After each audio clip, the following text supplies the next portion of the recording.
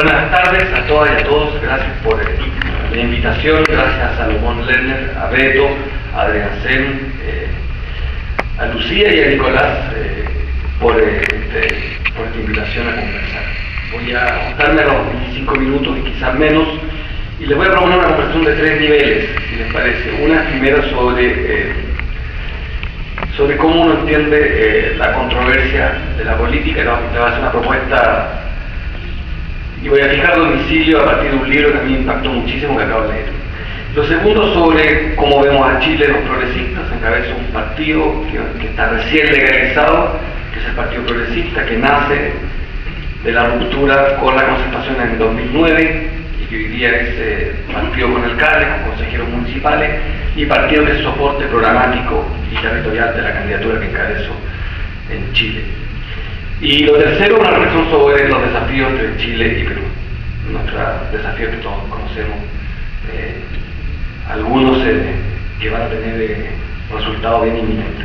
Lo primero es proponerles, por tanto, una conversación a partir de un libro que les recomiendo, que se llama Justicia, de Michael Sanders, es un filósofo norteamericano, y que describe, a mi juicio, a la perfección esta idea del utilitarismo filosófico en la política y pone bien, a mi juicio, pone bien a mi juicio la controversia respecto a esta idea de la máxima felicidad al menor precio. Y este libro da 2 ejemplos que los encuentro provocadores y que pueden abrir una conversación respecto de nuestro proyecto, de en qué vereda estamos los progresistas, tanto en política interna en Chile y también en materia de integración regional.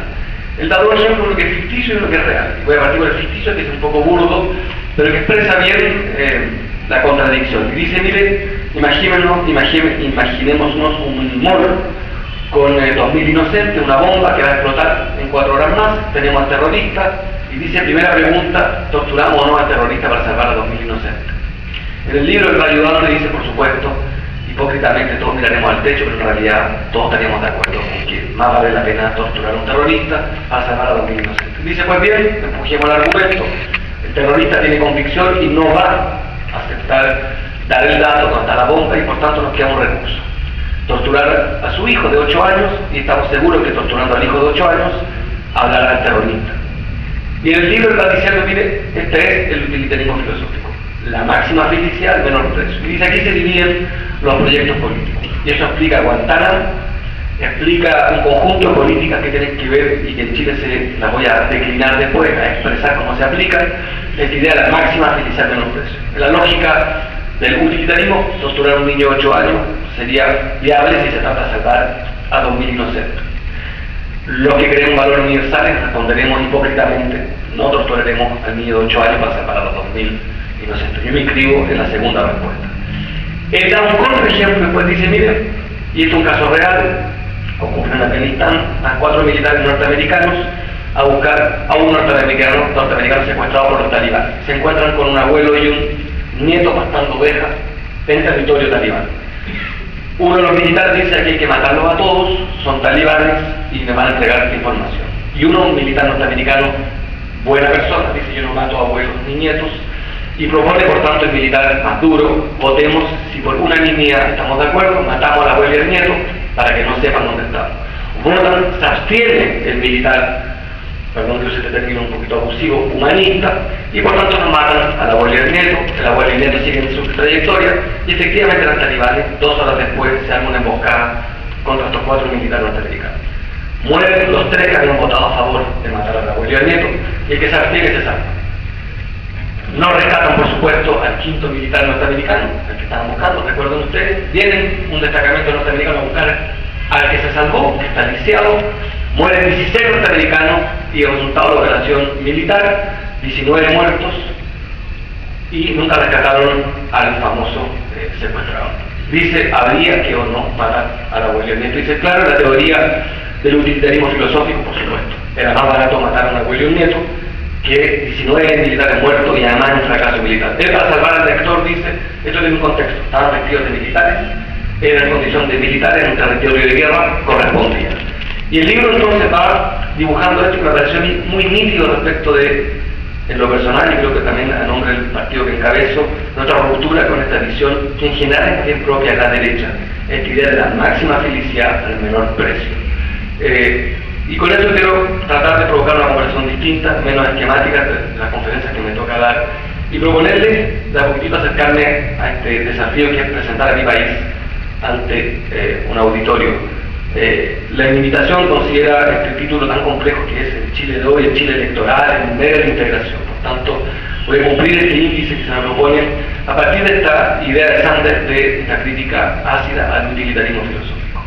Chile es un país que tiene, a mi juicio, psicología de isla. Somos un país maravilloso, pero profundamente isleño. Vivimos con 3 vecinos, nos cuesta integrarnos. Yo no vengo a autoflagelarme aquí a Perú. Estoy orgulloso de lo que ha hecho Chile, lo que ha logrado Chile, un país pequeño, con una geografía que abriga 2 fatalidades, la fatalidad de la pobreza y la fatalidad de la naturaleza. 2 fatalidades juntas, las vivimos hace poco con el terremoto, que desnudó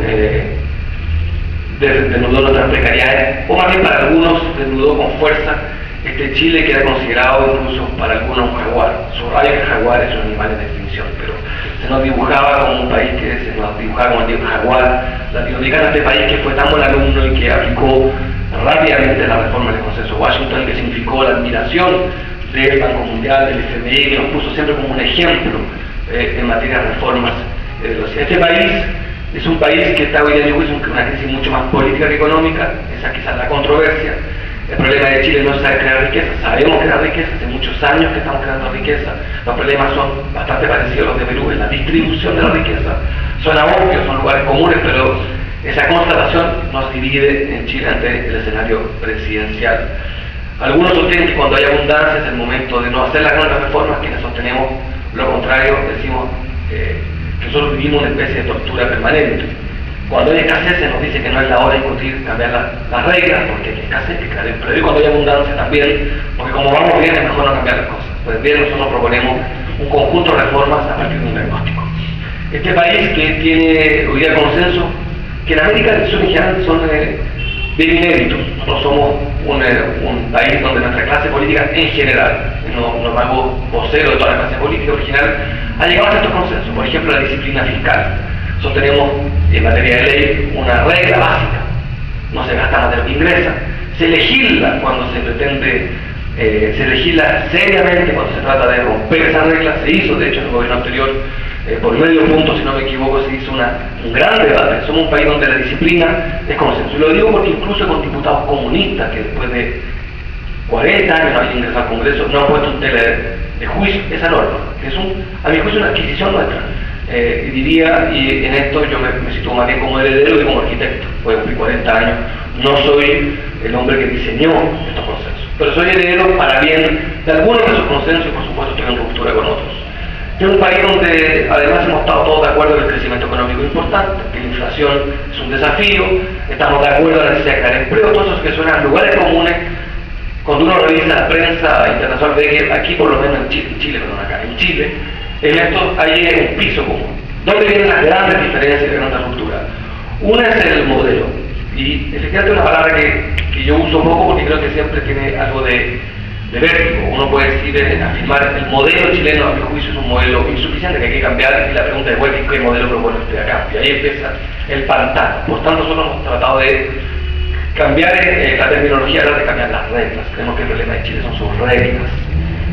¿Cuáles son las reglas? Por ejemplo, en materia de educación, que nos parece fundamental para cualquier modelo de desarrollo, más aún cuando Chile tiene un modelo de desarrollo que en esto es no tan distinto a muchos países vecinos. Un país cuya exportación principal es cobre, salmón y madera. Un país cuyo empleo no es generado por la gran minería, cuya gran minería es altamente invasiva, altamente consumidora de energías contaminantes, con gran dependencia. Es un modelo de desarrollo y un modelo exportador que debemos, a nuestros juicios, cambiar. ¿Cómo se hace? Por a propósito, en abundancia, en gran momento, a nuestros juicios, de aprovechar esta bonanza que nos significa, entre otras cosas, el poder comprador de China, para cambiar este modelo de desarrollo. ¿Y cómo se hace? A través de la educación. Creo que ahí las universidades juegan un rol, que la educación es un gran desafío, no solo en tanto entender la educación como un elemento de movilidad social, sino porque ahí está la visión de sociedad. ¿Y qué proponemos nosotros en concreto? Y ahí empiezan los cambios del modelo, pues empiezan a salir del modelo privatizador de la educación, avanzar hacia un sistema de educación gratuita, pública, de calidad, laica, que es perfectamente posible y puede cumplir con la educación privada. Dato para situarnos: Chile tiene las universidades más caras del mundo y ninguna es la mejor del mundo. Nuestras universidades públicas, laicas, estatales, cobran y compiten en el mercado y cobran tarifas que todos, no sé si las saben, pueden llegar al orden de los $800 mensuales. Si uno revisa el PIB per cápita, Chile gasta muchísimo nuestros ciudadanos en educación, una educación que ha demostrado ser insuficiente. Si planteamos entonces que el tema de la educación son las reglas, podríamos aumentar la subvención escolar en materia secundaria, podríamos aumentar el financiamiento indirecto, actividad del voucher que tenemos en Chile, este subsidio de la demanda para que elijan dónde estudiar nuestros hijos, y el modelo educativo, a nuestro juicio, seguiría siendo segregatorio. El desafío de Chile son sus reglas de educación, y un ejemplo muy concreto: Chile tiene un sistema educativo en que con plata pública, un colegio particular que recibe plata pública, subsidio público, puede elegir a sus alumnos en nombre de la libertad, en nombre del proyecto educativo. Pues bien, ahí el tema no es aumentar la subvención del Estado para educar a otros niños, es una regla de que hay que poner en cuestión. Claro que tenemos que aumentar la subvención, pero eso es lo que se ha hecho. Y eso es lo que la Concertación hizo con talento durante 20 años, aumentó el presupuesto, no reconocer que el presupuesto en salud y en educación aumentó, es ser mala fe, aumentaron los presupuestos. Pero no hubo coraje para enfrentar las reglas, se que con la política y no con la economía. Chile es de los pocos países en que un colegio que recibe plata pública puede no educar a un niño porque sus padres están separados. Y ese es un tema propio de las reglas. Los colegios católicos, Legionarios de Cristo, Budel, que ayudan genuinamente a la educación en Chile, recibiendo plata pública, pueden seleccionar a sus alumnos. Y esta regla de la libertad de enseñanza, la libertad de elegir, que Pinochet instaló junto a los Chicago Boys, esta hipergarantía de la libertad, se hacen desmedros de la igualdad. Y ve que con la segregación hemos creado un sistema de segregación permanente. En Chile vivimos en la segregación y eso viene de las reglas. Y ahí entonces empieza a gozarse nuestra ruptura con el llamado modelo chileno, y en materia educativa, si lo decimos con todas sus letras, queremos otro modelo educativo. Hablamos de gratuidad no simplemente por un tema de acceso económico, tenemos una respuesta acerca de la viabilidad de esto. Tenemos claro que se requiere, varios ciclos educativos hasta llegar a la gratuidad plena. Si la universidad es pública chilena fuera gratuita, hoy día quienes estudiarían gratis serían los ricos de los más ricos. Por tanto, hay un desafío que es ese aspecto que nos interpela en la educación escolar secundaria y educación técnica, entre paréntesis. Este es uno de nuestros ejemplos para explicar por qué hagamos un cambio de modelo, asumiendo que eso tiene una dificultad. El modelo chileno, reemplazarlo suena muy pretencioso y muy difícil cuando uno trata de explicar cuál sería el modelo alternativo. Decimos por la parte que entendemos que el problema nuestro, siendo consecuente de esta afirmación de que el problema es la política, creemos que Chile tiene un sistema político portaliano. Diego Portales era un abogado muy importante que se construyó desde la idea del Estado central unitario. Chile es el único país de Sudamérica que no elige a sus intendentes. Otros países no federales, entre otros, ustedes corrijanme, los peruanos, eligen a su autoridad, eligen a nosotros no. Chile es una monarquía colonial. Todavía nosotros, a lo largo de nuestros 4.500 kilómetros, lo que tenemos son inspectores coloniales nombrados por el monarca, por el presidente. Tenemos una estructura electoral anómala, el sistema binominal, que es un sistema que es difícil de explicar en 30 segundos, pero básicamente genera que con el 30% de los votos usted controla la mitad del parlamento de por vida, que para tener un diputado no se requiere tener ni 10, ni 15, ni 20, ni 25%, se requiere del 23%. Que no tenga 33% de los votos no tendrá acceso al Parlamento, para ponerlo muy en pera y manzanas. Creemos que hay un problema con el presidencialismo, que el verdadero problema de Chile es su estructura presidencialista. No tenemos la figura del contrapeso, ya sea federal de los gobernadores electos, o el contrapeso del primer ministro. Yo, con mucho respeto, preferiría un primer ministro distinto al que tiene Perú, que quisiera un primer ministro con confianza parlamentaria, que es distinto a la figura que tienen ustedes. Yo quisiera un primer ministro de verdad, distribuyendo poder, separando el rol del jefe del Estado, jefe de la nación, jefe de gobierno.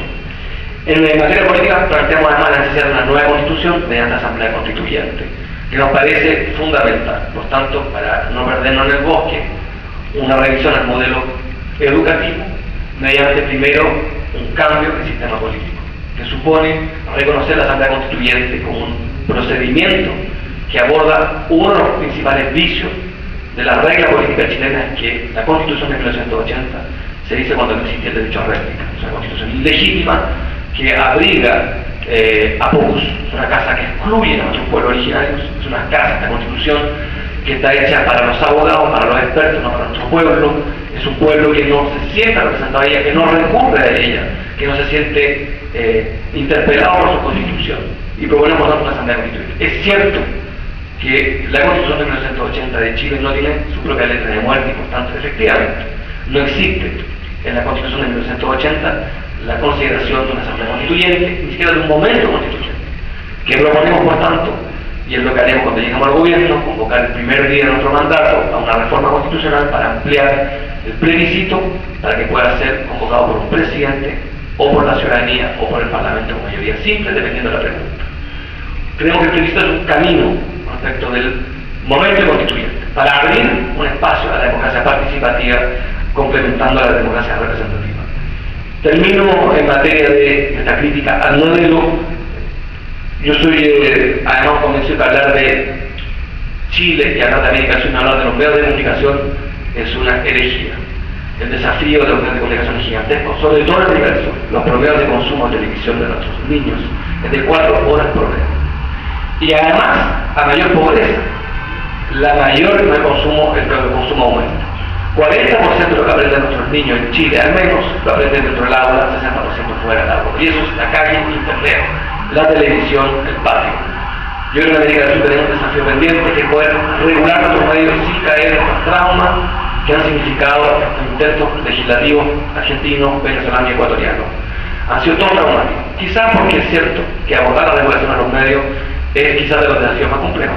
Significa regular una industria que informa sobre la regulación. Es quizás de los desafíos más difíciles. Significa proponerle cambio de reglas y que ese mismo medio informe respecto de un bien que le afecta a él mismo. Proponemos en eso un modelo distinto en materia de televisión digital, de concesiones televisivas, de proyectos programáticos ante la obtención de concesiones, de caducidad de las concesiones, de cuotas, de terminar con la integración vertical. En Chile hemos terminado con los bancos siendo dueños de las radios, de los canales de televisión y de los proyectos energéticos, de integración completa. Afecta un bien jurídico superior que el acceso a información. Ese país en que nosotros creemos que han pasado cosas positivas sigue siendo un país, insisto, profundamente desigual, con índices de pobreza altísimos. Compartimos con ustedes este debate respecto de la forma en que se mide la pobreza. Sé que aquí también se ha abierto el debate respecto a cómo se mide la pobreza. Chile comparte el mismo desafío. Tenemos una controversia. Las cifras, según el consenso del 88, no sé más si no me equivoco, dan de que en Chile hemos terminado en un 15% de chilenos y chilenas pobres. Nosotros sostenemos que si uno reajusta los criterios con que se miden la canasta básica y la pobreza, eso da un 30%. Y eso nos pone entonces una ruptura de nuevo respecto al diagnóstico. Por tanto, ya no es tan solo un cambio de modelo, pero bueno, también efectivamente una ruptura con el diagnóstico. Nosotros creemos que Chile evidentemente es un país que crea riqueza, pero donde los pobres son muchos y los ricos son muy pocos y ganan mucho. Según el Servicio de Impuesto Interno, solamente 25.000 chilenos tributan por más de 5 millones de pesos. Según el impuesto interno, el 1% se lleva el 30% de la renta. Chile tiene desafíos gigantescos en materia de desigualdad, en materia de distribución.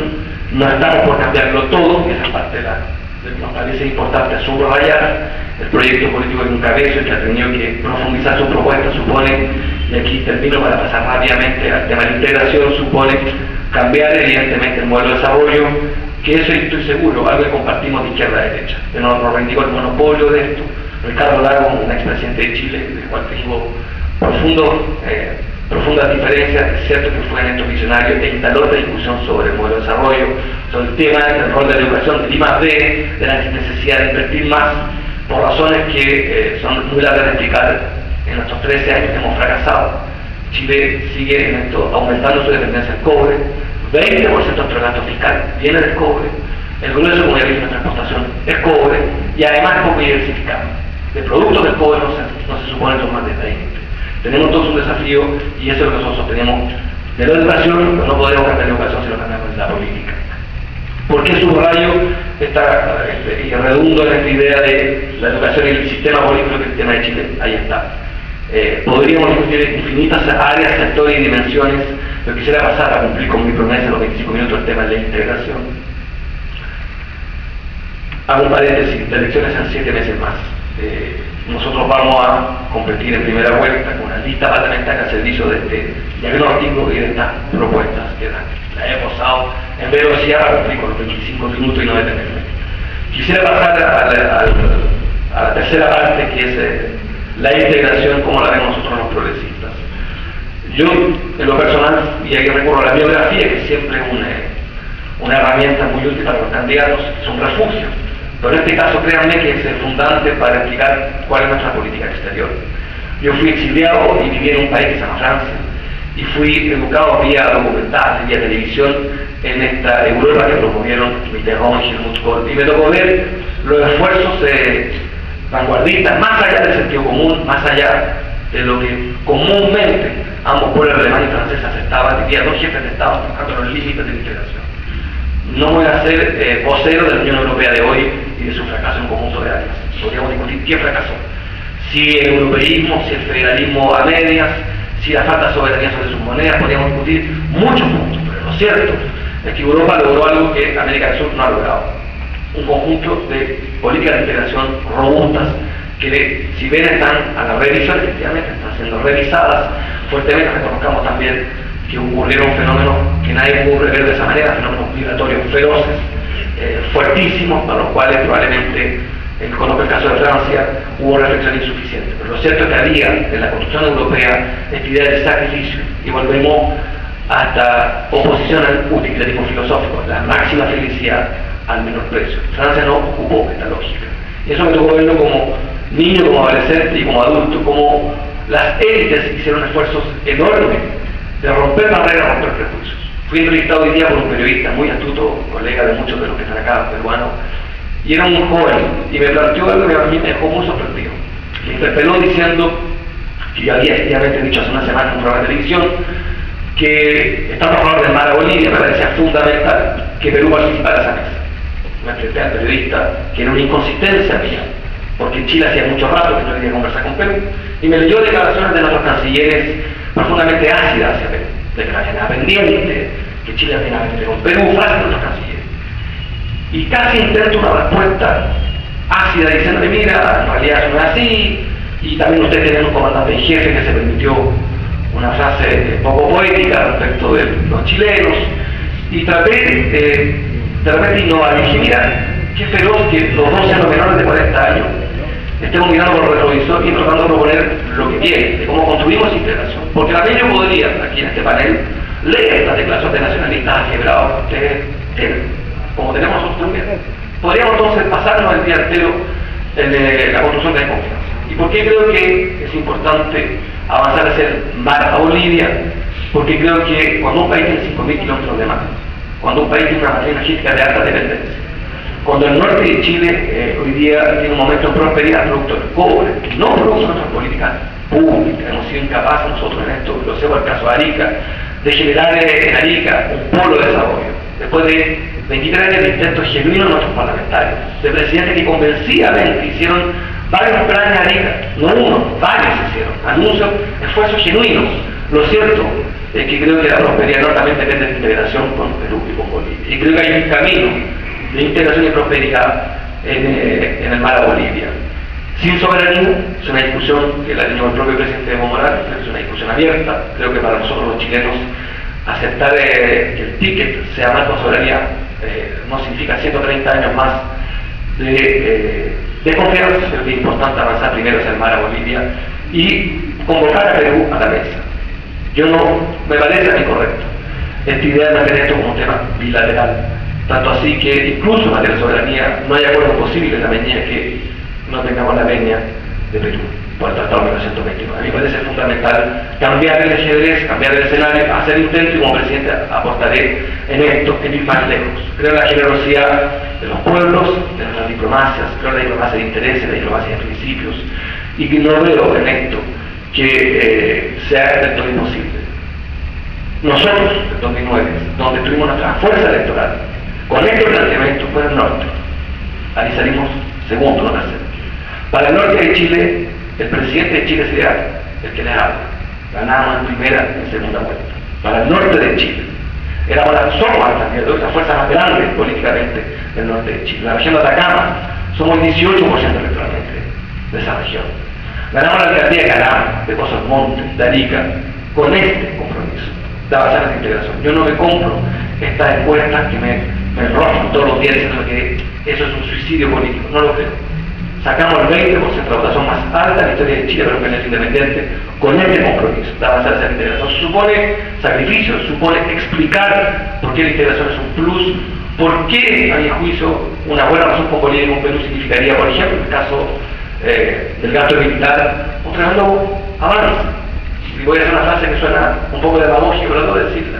Entre un tanque y una escuela, yo prefiero una escuela, entre un tanque y un consultorio, no un consultorio. Suena fácil decirlo, me dirán, porque necesitamos fuerza armada, por supuesto, necesitamos nuestra soberanía, por supuesto, necesitamos en 5.000 kilómetros de territorio, teniendo la segunda frontera más larga del mundo junto a Argentina, claro, necesitamos militares, pero a mí me parece que entre esa afirmación y ser uno de los países que tiene, de los pocos que tiene un sistema de financiamiento permanente al gasto militar vía ley del cobre, eso tenemos, ustedes saben, una ley del cobre que le garantiza de modo permanente un 10% de fondo del cobre a la Fuerza Armada. Vale la pena detenerse, y eso lo hago en complicidad con los movimientos estudiantiles, porque no tenemos una ley del cobre para la educación.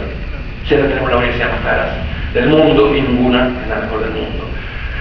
Termino en materia de integración, cuando hablo de Marabolía es una manera de expresar una visión de sociedad. Esto no es un programa de gobierno, como la educación gratuita. Hablar de educación gratuita y Marabolía no es hablar de un programa, es una visión de sociedad. Habiendo ya sido candidato, me impacta como el periodismo nos interpela respecto a nuestros programas y no respecto a lo que pensamos. De repente pareciera que hay una diferencia entre proponer y pensar. Yo quiero decirles lo que pienso. Nuestro programa de gobierno es nítido, es coherente con lo que pienso, creo que es la hora de un candidato que desea expresarse con subjetividad, más aún cuando, en el caso de Chile, es una verdadera monarquía presidencial. El presidente de Chile tiene enormes poderes, tanto así que está limitado a su reelección por eso mismo, porque tiene pocos contrapesos. Por tanto, vale la pena detenernos en la visión de cada uno de los candidatos y candidatas a la presidencia de la República.